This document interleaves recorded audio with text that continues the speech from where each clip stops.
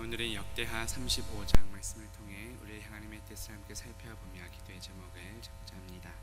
역대하 34장과 35장은 이제 남유다 왕 요시야에 대해 다루고 있습니다. 요시야는 종교 개혁과 또 성전을 보수하는 등 여러 위대한 업적을 남겼습니다. 오늘 본문은 이제 6월절을 다시 지키는 내용이 나옵니다.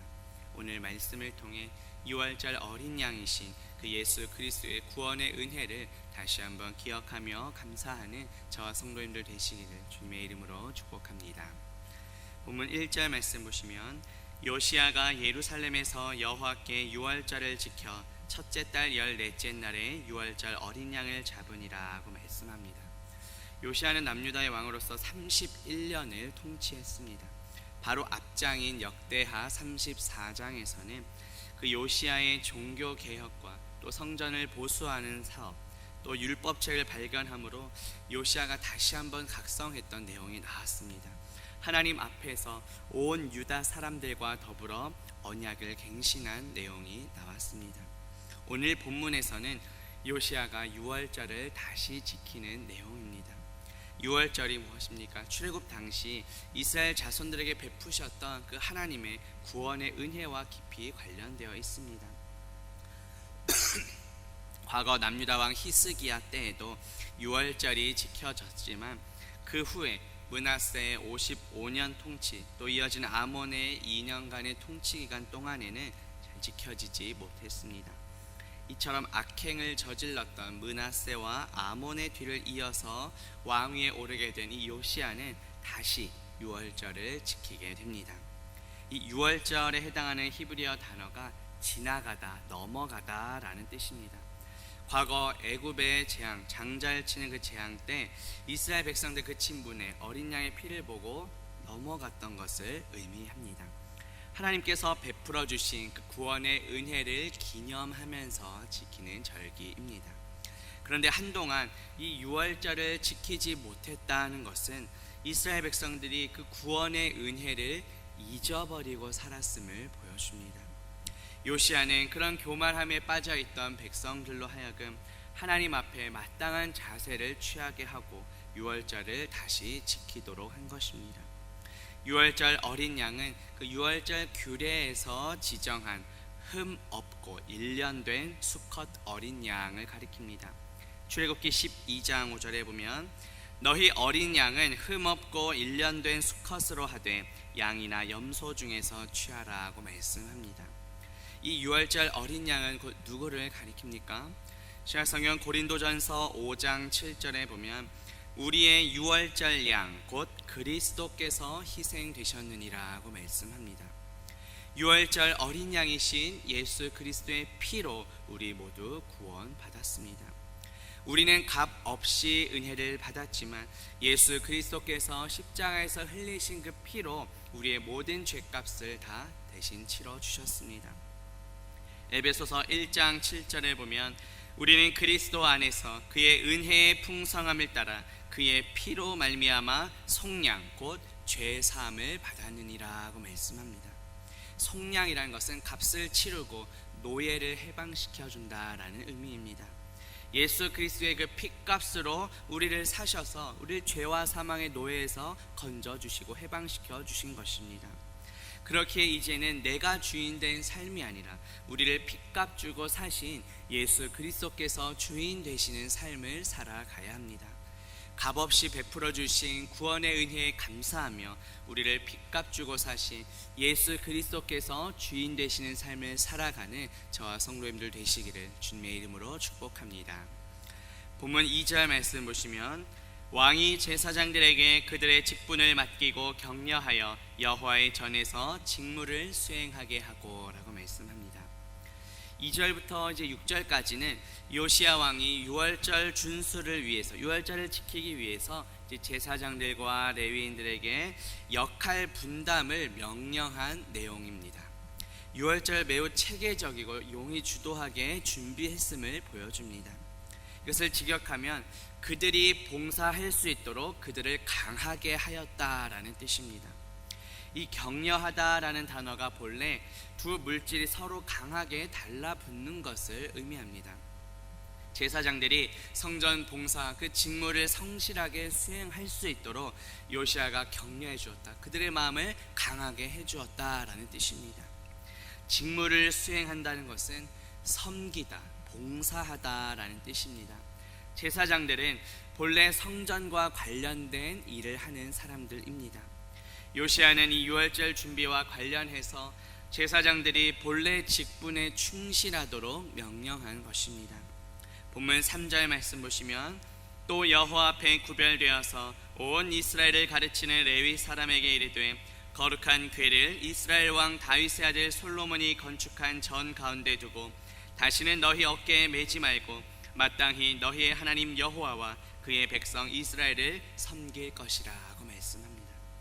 구별되다라는 것과 이 거룩하다라는 말이 동일한 단어입니다. 세속적인 것으로부터 분리되어서 하나님께 전적으로 드려지는 거룩한 이 헌신을 의미합니다. 다시 말해 레위 사람들이 어떤 세속적인 삶이 아니라 하나님께 바쳐진, 하나님께 드려진 그런 거룩하게 구별된 삶을 살도록 이렇게 구별된, 선택된 사람들이란 뜻입니다. 거룩한 궤는 그 성전의 지성소 안에 있던 언약궤를 가리킵니다. 언약궤가 거룩한 이유가 무엇일까요? 그 안에 하나님께서 주신 십계명 돌판이 있기 때문입니다. 이 언약궤는 곧 하나님의 임재를 상징합니다. 구약의 성전은 이제 신약으로 넘어가면 예수 그리스도의 육체를 의미하게 됩니다. 요한복음 2장 19절과 21절에 보면 너희가 이 성전을 헐라 내가 사흘 동안에 일으키리라. 예수는 성전된 자기 육체를 가리켜 말씀하신 것이라고 합니다. 이것은 그 십자가에서 죽으시고 3일 만에 부활하신 것을 미리 말씀하신 것입니다. 참 성전 되시는 예수 그리스도께서 이제 승천하시면서 우리에게 보혜사 성령님을 보내주셨습니다. 참 성전이신 예수 그리스도의 영이 이제 우리 안에 계시기에 이제는 우리가 참 성전입니다. 고린도전서 3장 16절에 보면 너희는 너희가 하나님의 성전인 것과 하나님의 성령이 너희 안에 계시는 것을 알지 못하느냐라고 말씀합니다. 따라서 성전된 우리는 이제 거룩하게 구별된 삶을 살아가야 합니다. 왜냐하면 말씀 그 자체이신 예수 그리스도의 영이 우리 안에 계시기 때문입니다. 우리의 삶이 예수 그리스도 외에 우상으로 가득 차서는 안 됩니다. 예수 그리스도보다 높아진 모든 것이 다 우상입니다. 우리의 영적 신랑 되시는 예수 그리스도 외에 다른 것들을 겸하여 섬긴다면 그것 또한 영적인 간음입니다. 예수 그리스도의 그 거룩한 말씀으로 충만하여져서 오직 우리 신랑 되시는 예수 그리스도만을 섬기는 저와 성도님들 되시기를 주님의 이름으로 축복합니다.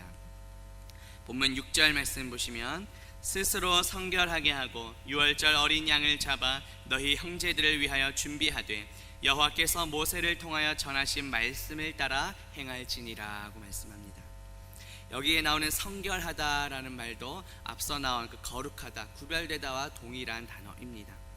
세속적인 모든 것들로부터 거룩하게 구별되어 하나님께서 받으시기에 합당한 모습으로 헌신하라는 의미입니다.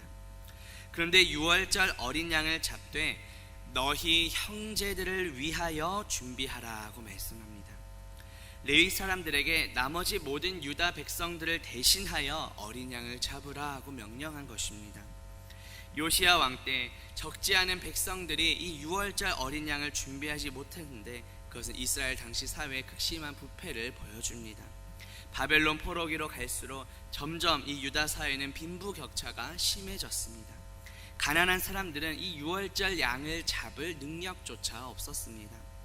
본문 7절 말씀 보시면 요시야가 그 모인 모든 일을 위하여 백성들에게 자기의 소유 양떼 중에서 어린 양과 어린 염소 3만 마리와 수소 3천 마리를 내어 유월절 제물로 주매라고 말씀합니다. 요시야 왕은 자신이 먼저 그 자신의 소유 가운데 어린 양과 어린 염소 3만 마리와 수소 3천 마리를 유월절 제물로 헌납했습니다. 본문 8절에 보시면 방백들도 즐거이 희생을 드려 백성과 제사장들과 레위 사람들에게 주었고 하나님의 전을 주장하는 자 힐기야와 스가랴와 여히엘은 제사장들에게 양 2600마리와 수소 300마리를 유월절 제물로 주었다고 말씀합니다. 백성들을 위해 먼저 제물을 헌납했던 그 요시야 왕의 솔선수범을 본받아서 이제 백성들, 그 지도자급들도 자발적으로 자신들의 소유를 내어놓게 되었습니다. 그런데 즐거이 희생을 드렸다고 합니다. 이것은 자원하다, 아낌없이 드리다, 희생하다라는 뜻입니다. 그런데 하나님 아버지께서도 우리에게 아낌없이 독생자 예수 그리스도를 보내주셨습니다. 예수 그리스도께서는 하나님 아버지의 뜻에 순종하셔서 십자가에 죽기까지 복종하셨습니다. 자기 자신을 온전히 제물로 드려 우리를 구원해 주셨습니다. 우리도 그 은혜에 감사하며 우리의 몸을 거룩한 산 제물로 하나님께 드려야 합니다.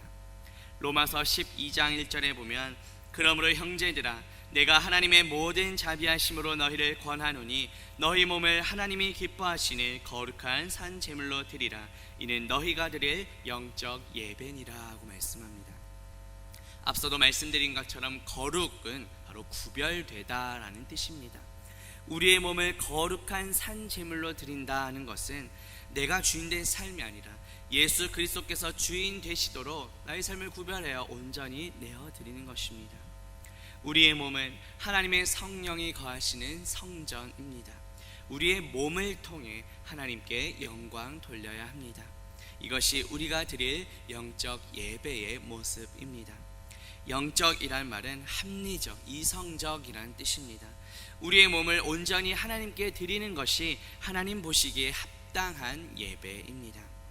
고린도전서 6장 19절 20절에 보면 너희 몸은 너희가 하나님께로부터 받은 바 너희 가운데 계신 성령의 전인 줄을 알지 못하느냐. 너희는 너희 자신의 것이 아니라 값으로 산 것이 되었으니 그런즉 너희 몸으로 하나님께 영광을 돌리라고 말씀합니다. 우리의 몸은 성령의 전입니다. 예수 그리스도께서 십자가에서 흘리신 그 피값으로 우리를 사셨습니다.